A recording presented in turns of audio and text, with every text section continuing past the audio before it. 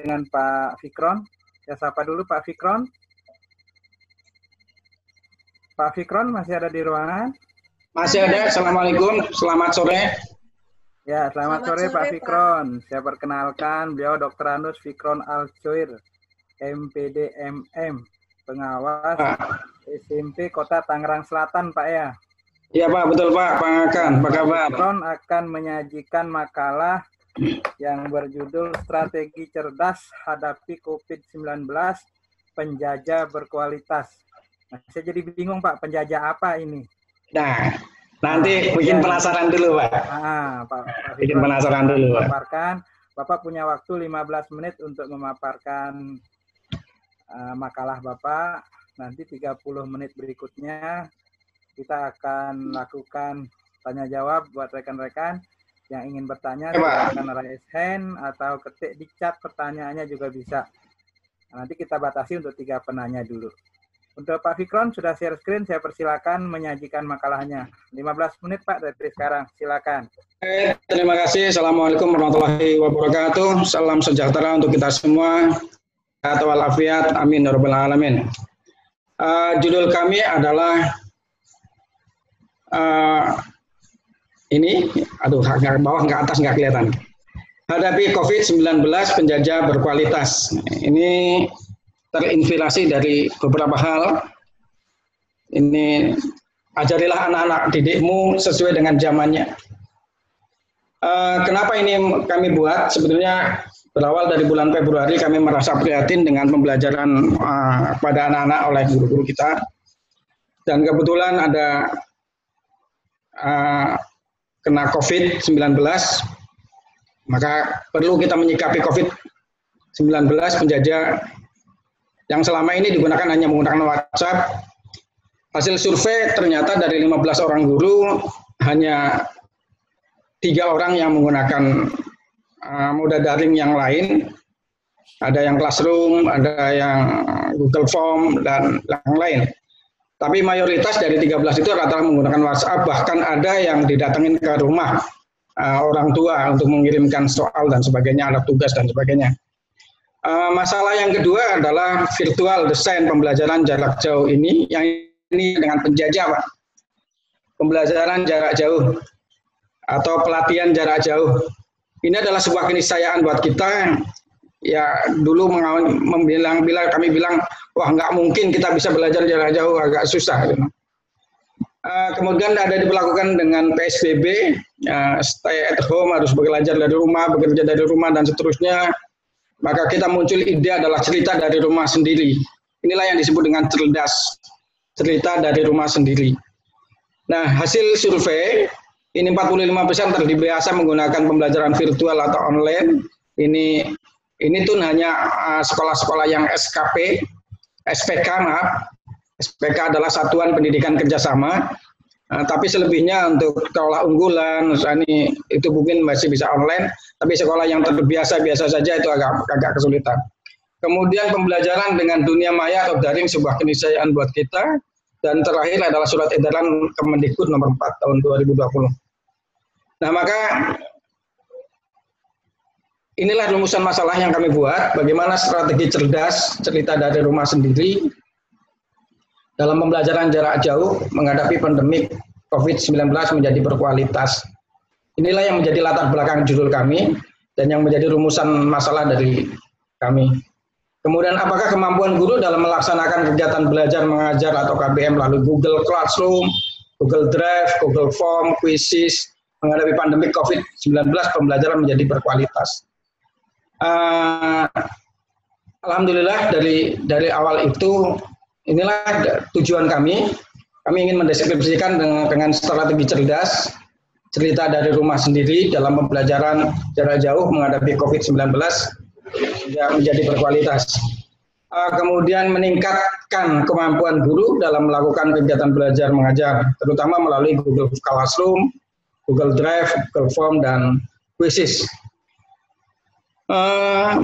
Kajian pustaka, jadi kami informasikan tentang penjajah cerdas.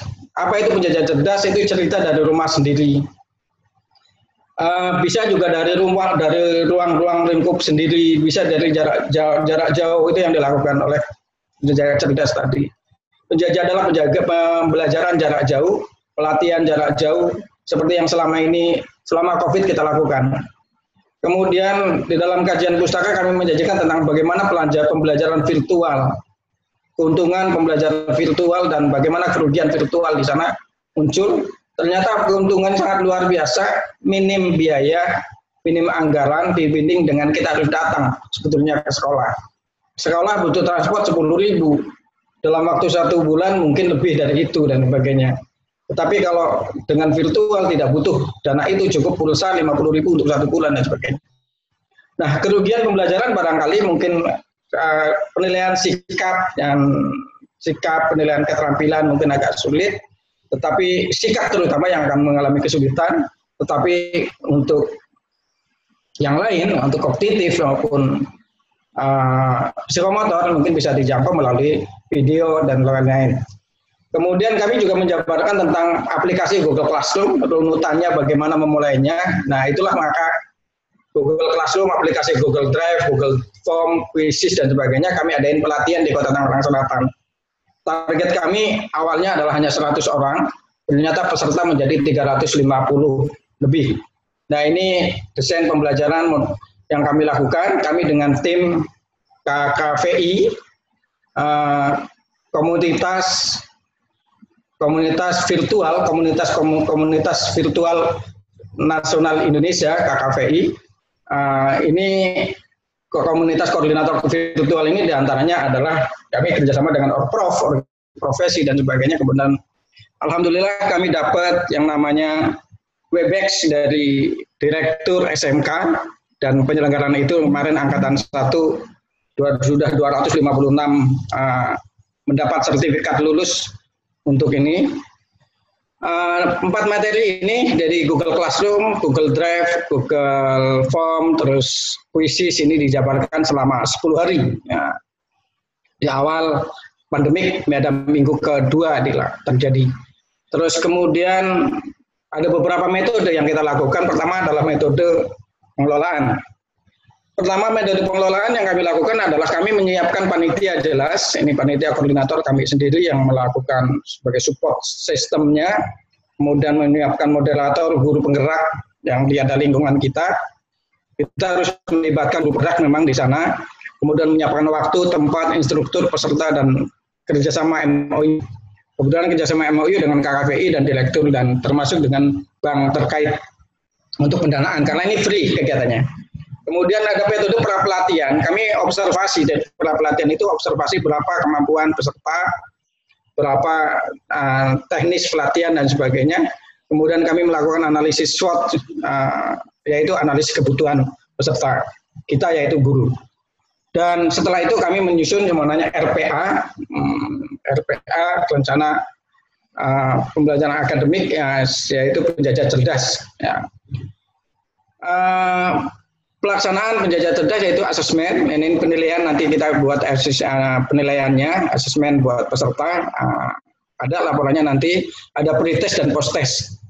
Nah, ini actionnya. Jadi kemudian metode pasca pelatihan yaitu bentuknya sertifikat. Jadi peserta itu dari 350 peserta yang lulus, dan antaranya 248 itu mendapat sertifikat dari Dinas Pendidikan Kota Tangerang Selatan secara free dan sertifikasi. Kemudian angket minat ini dari peserta pelatihan yaitu para guru, dan analisis kelulusan dan monef aplikasi. Nah, ini monef aplikasi ini orientasinya adalah kepada sekolah binaan kami di Gugus 04 Kota Tangerang Selatan. Kemudian kami menyiapkan silabus juga, materi pelatihan dan instruktur, target, output dan sebagainya. Dan kami kalau yang nggak lulus ya memang nggak lulus. Jadi makanya dari 250 sekian yang lulus hanya 200 sekian, hampir 85 orang ternyata tidak lulus, tidak meneruskan dan sebagainya. Kemudian hasilnya ternyata rekap hasil kelulusan dari 358 tadi. Ini peserta yang lulus 243. Ini lulus karena ada ujian akhir selama 8 hari pelaksanaan pelatihan jarak jauh. Kemudian sertifikat penjajah cerdas dengan 3 kategori, yaitu kategori lulus komlot, ada lulus yang sedang, ada lulus yang pas-pasan. Ya cukup lah kira-kira gitu. Nah kemudian ini hasil monef kami, ini 86 sampai 100. Di empat-empatnya ada beberapa sekolah SMP Karisma Bangsa, kemudian dua sekolah progresif ini, ada Dharma Kali Sekolah Adiwiyata Nasional. Ini ternyata yang masih memakai, ini masih, ini tadinya tidak pernah menggunakan ini, kecuali SPK tadi. Kemudian penjajah cerdas menengah, ini 71 ini, dari Tangsel, Al-Hasanah, kemudian 44. Dan kemudian ada cerdas pemula, ini yang baru memulai, Al-Hikmah dan seterusnya. Nah ini hasilnya, ini hasil angket yang dilakukan ini menggunakan Google Classroom yang kami analisa dalam bentuk nanti ada P-chart atau dengan diagram lingkaran. Nah kemudian ini hasil, jadi ada beberapa 4 poin. Yang pertama penilaian kepada kurikulum pelaksanaan, kemudian instruktur atau pengajar. Ternyata semuanya merasa memuaskan kegiatan itu. Kemudian hasil sarana prasarana, ini hanya mungkin sarana prasarana yang mungkin minim karena kita tempatnya mungkin terbatas. Kemudian outputnya, ini rata-rata di atas 85% merasa sangat puas dan sangat setuju dengan kegiatan itu. Nah kemudian hasilnya, hasil pembahasan ini menggunakan perangkat teknologi di mana guru, dosen maupun tenaga pengajar lainnya, siswa maupun mahasiswa dapat berkomunikasi dengan relatif mudah tanpa dibatasi olah-olah yang ini. Kemudian manfaat yang kedua adalah keunggulan media digital. Ini jaringan komputer perlu, HP juga sangat wajib gitu. Kemudian bahan ajar yang bersifat mandiri ini juga sangat mudah dijangkau dan menjadi perangkat yang sangat luar biasa. Kemudian yang keempat adalah pemanfaatan jadwal pelajaran yang relatif lebih kendor, artinya tidak mutlak jam sekian harus pelajaran ini, jam sekian harus pelajaran ini, karena siswa yang harus mengatur sendiri. Kemudian hasil kemajuan siswa dan hal-hal yang berkaitan dengan administrasi, pendidikan, dan sebagainya dapat dilihat setiap saat. Jadi kesimpulan dari semua kegiatan itu, ini dukungan Komite Koordinator Virtual Indonesia, Universitas Pamulang, ini Unpam, Dinas Pendidikan dan Kota Tangerang Selatan, ini menjadikan sesuatu yang best practice yang luar biasa buat kami. Kemudian yang kedua adalah pelatihan virtual pembelajaran jarak jauh, suatu saat peserta akan menjadi instruktur. Dan insya Allah nanti tanggal 29 Juni akan dibuka lagi gelombang angkatan yang kedua sekitar 300 sampai 500 yang mengundang langsung Pak Kepala Dinas Pendidikan Kota Tangerang Selatan.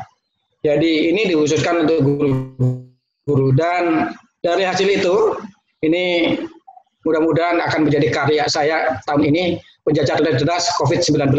Insya Allah ini akan menjadi buku yang luar biasa, cerita sang penjajah. Siapa sang penjajah? Termasuk guru, termasuk pedagang asongan, pedagang pemulung, dan lain-lain. Kemudian cerdas, cerita dari rumah sendiri. Itu kira-kira paparan dari kami, mudah-mudahan bermanfaat buat kita semua. Terima kasih. Mohon bimbingan dan arahannya. Terima kasih. Ya, terima kasih Pak Fikron. Sangat luar biasa pemaparan Bapak. Jadi dalam waktu yang singkat, Bapak bisa membangun sinergi ya dengan KKVI Komunitas Virtual Indonesia. Ya, jadi dan Dinas Pendidikan Kota Tangerang Selatan, sehingga bisa melakukan kegiatan pelatihan. Ya, Pak Fikron sudah kembali, sehingga kita bisa beliau bisa merancang pelatihan yang tepat untuk menyukseskan penjajah. Ternyata penjajah itu adalah pembelajaran jarak jauh. Ya, yang diatasi dengan strategi cerdas, cerita dari rumah sendiri. Sangat menarik. Silakan Bapak Ibu yang ingin bertanya. Saya lihat sudah ada yang raise hand. Pak Yusron tadi. Gimana sih? Ada gimana? Sudah Pak Yusron, Pak Muhammad Isa, yang Zoom. Pak Tono. Pak Yusron dulu, Pak Yusron. Kita sapa Pak Yusron. Pak Muhammad Isa. Pak Muhammad Isa. Pak Eko sebentar Pak, mohon beri kesempatan teman-teman yang lain dulu. Pak Muhammad Isa, silakan Pak Muhammad Isa. Assalamualaikum warahmatullahi wabarakatuh. Selamat Pak Fikron atas tampilannya, cukup inspiratif bagi kami. Yang saya tanyakan yaitu untuk supaya dapat support dana MOU itu langkah-langkahnya bagaimana? Karena dengan adanya pelatihan yang gratis ini mungkin pesertanya antusias sekali. Jadi mohon penjelasan langkah-langkah untuk mendapatkan MOU dengan sponsor. Terima kasih, itu aja. Assalamualaikum warahmatullahi wabarakatuh. Ya, silakan Pak Fikron langsung ditanggapi satu demi satu biar. Oke, terima kasih. Saya kira dimulai dari proposal dan program kerja nyata. Kami dulu pernah membuat yang namanya Sagu Sakti, satu guru karya tulis, satu karya tulis ilmiah.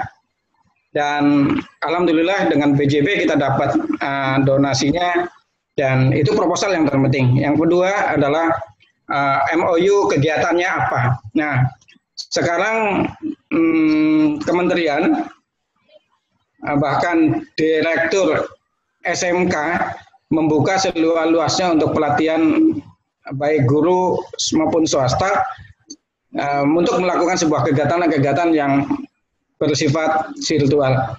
Nah, kemudian dengan KKVI, kami kebetulan dengan KKVI Provinsi Banten, kami difasilitasi oleh kegiatan-kegiatan virtual yang terkait dengan Webex. Karena sekarang kan kalau menggunakan Zoom itu kan agak sulit, harus biaya sendiri mungkin 1 bulan berapa rupiah dan sebagainya.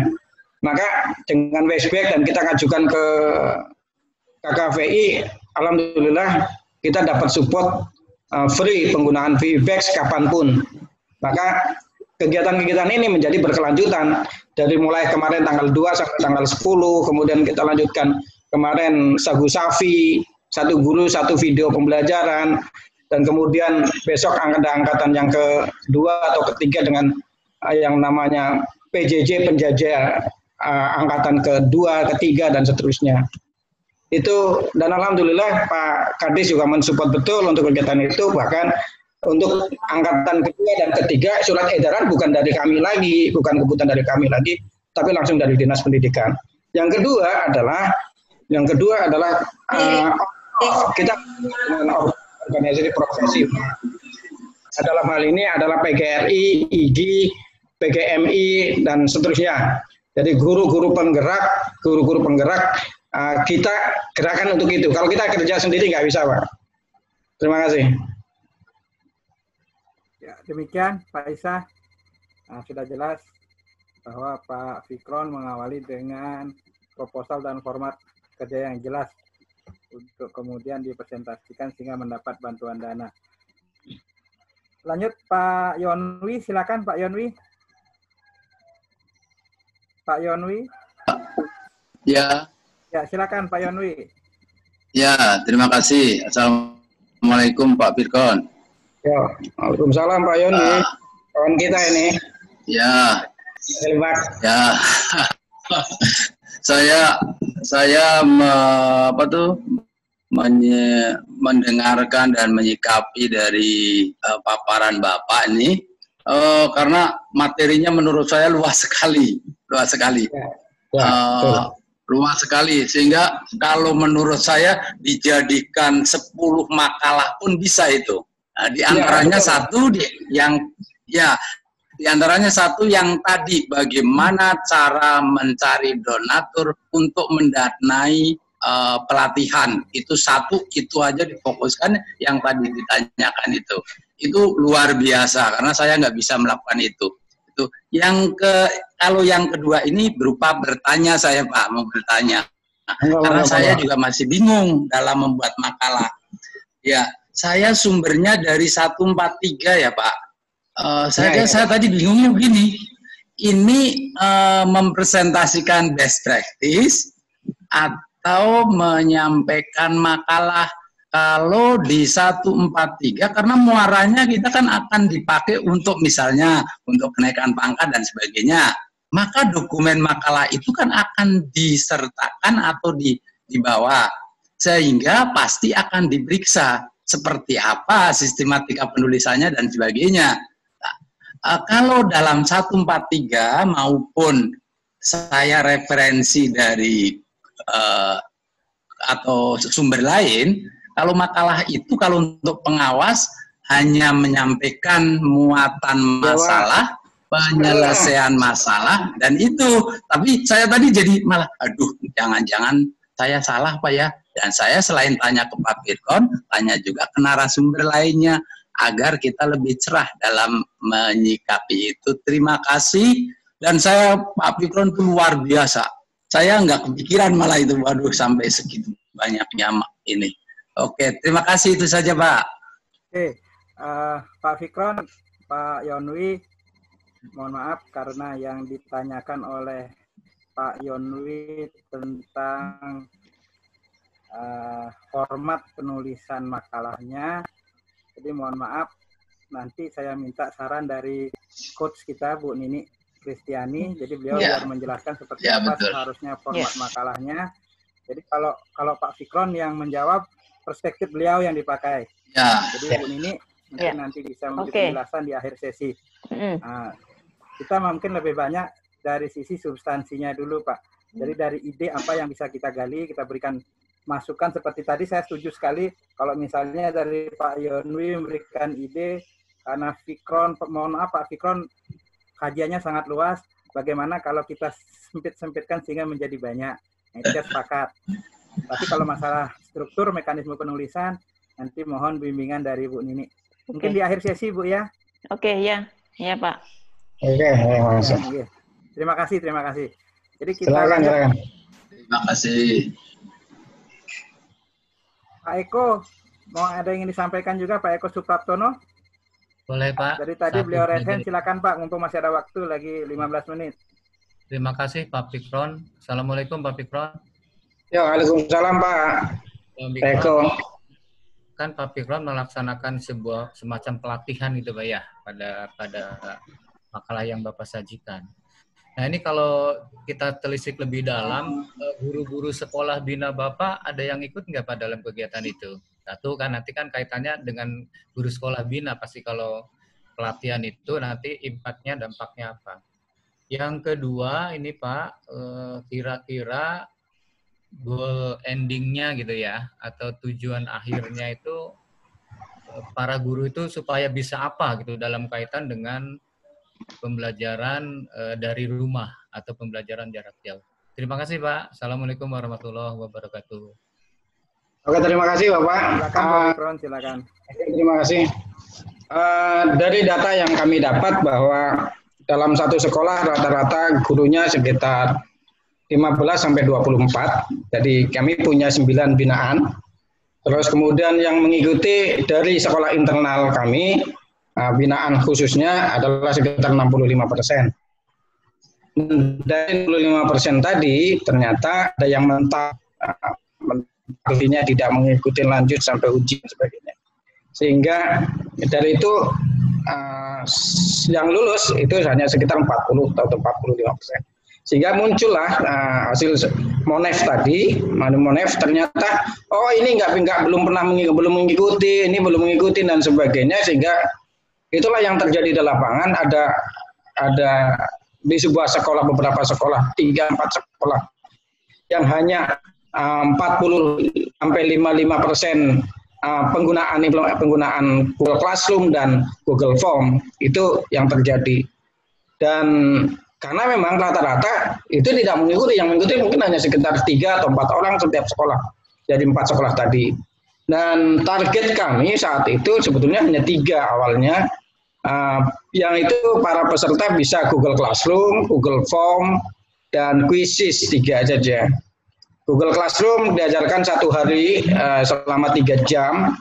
3 jam pelaksanaan, kemudian hari kedua kita praktek. Siswa adalah praktek, peserta ya Mas ini, peserta praktek juga. Hari ketiga kita akan yang namanya Google Drive. Hari keempatnya praktek. Hari kelima kita ajarkan misalkan Google Form, kemudian hari namanya praktik dan seterusnya. Jadi selama 8 hari teori praktek dan seterusnya, dan kemudian outputnya adalah ketika melakukan sebuah binaan monitoring menggunakan aplikasi Zoom tadi seberapa jauh dan melakukan monitoring menggunakan Google Form, itu terjadi muncullah data bahwa sekian persen. Boleh saya tayangkan datanya ya? Ya, bagus. Sekian ya. Nah ini peserta ini Binmonef di sekolah binaan saja, internal hanya sekolah binaan. Dari WhatsApp itu masih 34%, Google Classroom ini WhatsApp ini masih 56%, 56,8%. Kemudian Google Classroom ada sekitar 34, Google Form ya, yang lainnya tidak menjawab. Kemudian aplikasi pembelajaran yang secara virtual ini aplikasi Zoom, nah ini yang digunakan oleh peserta. Karena menurut kami Zoom itu hanya alat saja, gitu ya. Terus Google Meet, terus kemudian aplikasi Webex dan sebagainya. Terus kemudian ketika kami ada kesulitan, mereka menganggap sulit tapi tapi bisa diatasi. Nah ini sulit melalui tidak dilatih, tapi ada yang bilang sangat sulit dan sebagainya. Dan kemudian berapa persen setiap kelas peserta yang tidak dapat mengikuti Zoom tadi. Nah ini peserta yang tidak bisa mengikutinya. Nah ini kira-kira gambaran ya tadinya. Tadi terlewat nggak? Belum ya? Screen-nya Bapak belum tampak, Pak. Oh ya, lebih sorry. Mana sih? Kok nggak ada sini?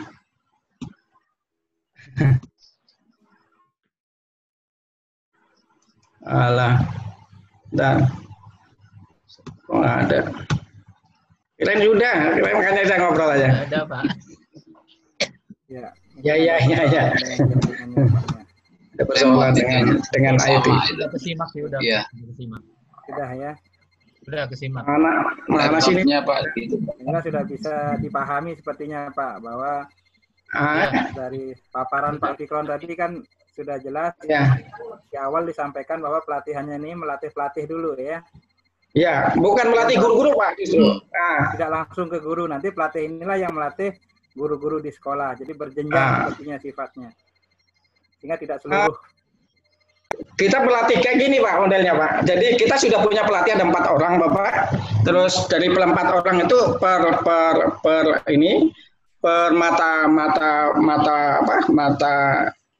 per materi. Nah, jadi ada yang khusus tentang Google Classroom, ada yang khusus Google Drive, ada yang khusus Google Form, dan ada quizzes. Nah, jadi ada 4 tim, dan kami tim kebetulan di IGI, di Ikatan Guru Indonesia.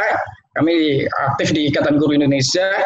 Dari tim itulah yang mengajari dalam 1 hari 1 materi saja. Tapi hari berikutnya kita bagi dalam 4 kelas Bapak. Jadi hari pertama kita ajarkan 1 Google Form, Google Classroom. Kemudian hari kedua kita bagi dalam 3 kelas A, B, C, yang masing-masing setiap kelas adalah 100 orang. Nah dari 100 orang komunikasinya kita punya 1 adalah co-host dan 1 hostnya. Kemudian setiap kelas tadi itu mereka menyusun Google Classroom, ada yang jadi guru, ada yang dari murid. Jadi peserta itu sekaligus di situ jadi guru, sekaligus jadi muridnya di situ. Sehingga buat laporan kegiatan, bikin tes seperti di sekolah dan sebagainya ya, pelajaran geografi, pelajaran matematika, pelajaran bahasa Indonesia dan sebagainya. Ada yang menjadi guru, ada yang menjadi siswa di dalam kelompok kecil dari kelompok 1 kelas tadi. Nah, setelah itu nanti pada hari ketiga kumpul lagi dalam 1 forum di Webex tadi sekitar 400 orang. Itu seperti itu. Jadi hari ketiga kumpul lagi, hari keempat kita praktek Google Drive. Ada yang dari siswa, ada yang dari murid dan sebagainya. Dan itu yang kami lakukan dalam proses pembelajaran jauh, itu yang kami lakukan Bapak. Jadi akhir dari endingnya adalah outputnya peserta dinilai. Jadi nilai hasil pekerjaan Google Drive nilainya berapa persen kali berapa, terus kemudian Google Classroom berapa kali berapa, dan Google Quizzes dan Form din berapa kali berapa. Dan outputnya adalah nanti ketika lulus ya kasihlah sertifikat itu gitu kira-kira gitu. Sekitar 248 kemarin meluluskan kami dan sudah praktek di lapangan. Itu Bapak. Maka oleh Dinas Pendidikan. Bagaimana Pak Eko? Ya, sudah cukup. Sudah cukup ya. Baik, karena waktu.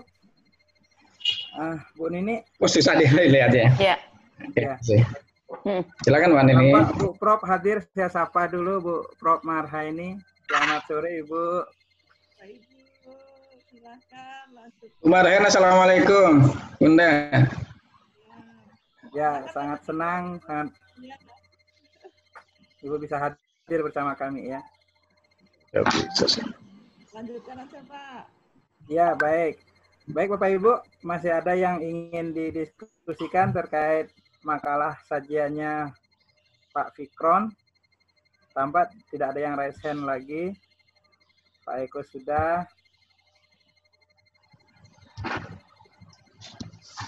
Ya, halo Bapak Ibu. Baik, kalau bisa saya sampaikan sedikit dari apa yang disampaikan Pak Fikron tadi, bahwa Pak Fikron bekerja sama dengan stakeholder ya di Tangerang Selatan sehingga melatih guru-guru untuk mampu memanfaatkan berbagai fitur digital, Google Classroom, kemudian Google Drive dan yang lainnya, sehingga bisa digunakan untuk merancang penjajah pembelajaran jarak jauh dengan strategi cerdas, yaitu cerita dari rumah sendiri. Sepertinya perjalanan beliau akan masih panjang, jadi belum selesai. Ini baru awal, mudah-mudahan bisa dilanjutkan lagi. Dan Pak Fikron menargetkan pada endingnya beliau menuliskan semua kisahnya, semua perjalanannya dalam sebuah karya dalam bentuk buku. Kami menunggu, mudah-mudahan bukunya bisa. Kalau best practice-nya sudah jadi Pak, tinggal tanda tangan. Best practice-nya sudah jadi. Nah, tinggal bukunya yang belum. Ya. Ya. Ya Pak. Kita sepertinya karena sudah. Pak Fikron, ada yang ingin disampaikan sebagai penutup Pak? Silakan. Oke, terima kasih kepada panitia, APSI dan sebagainya. Mohon izin, saya dulu pernah 2015 ketemu dengan Pak Anies sebagai juara KTI tingkat nasional. Pemenang KTI tingkat nasional, maka inilah mungkin wadah saya.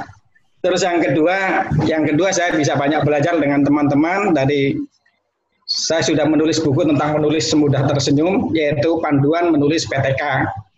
Yang kedua, best practice ini sudah jadi alhamdulillah dalam waktu mungkin lebih dari 15 hari, karena sebelum kami ikut best practice angkatan 6 sudah menyusun itu. Terus alhamdulillah diperbaiki kemarin sama Bu Profesor Marhen, Bu Nini, sama Pak Dr. Agus Sukoco, sehingga best practice alhamdulillah sudah jadi. Dan tinggal mungkin ke depan kita lagi sedang nyusun yang namanya buku tentang penjajah cerdas. Kira-kira seperti itu adalah cerita, semacam cerita keliling sajalah. Gitu Pak. Bang Hakan, terima kasih. Mohon maaf. Terima kasih Pak Fikron. Mudah-mudahan manfaat, motivasi saja. Terima kasih. Mudah-mudahan menginspirasi kita semua. Baik, kita lanjut dengan terakhir Bu Nini. Amin. Prof. Marhain. Jadi mohon izin kita lanjutkan satu si ini sebelum kemudian kami mohon pembahasan atau pencerahan dari Ibu. Kita lanjutkan dengan Pak Budi Raharjo yang akan dipandu untuk memandu Pak Budi Raharjo. Silakan Pak. Siapa memandu Pak? Halo, assalamualaikum. Ya, Pak Sunardi, silakan Pak.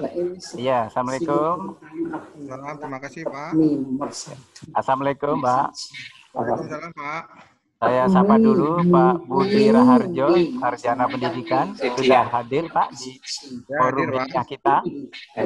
Bisa ngomong dia. Sudah hadir. Halo, assalamualaikum. Halo, assalamualaikum Pak. Ya Pak. Hadir Pak. Sudah hadir Pak Budi Raharjo di Vicon kita Pak Budi. Baik Pak, terima kasih Pak. Ya, untuk menyingkat waktu Pak Budi,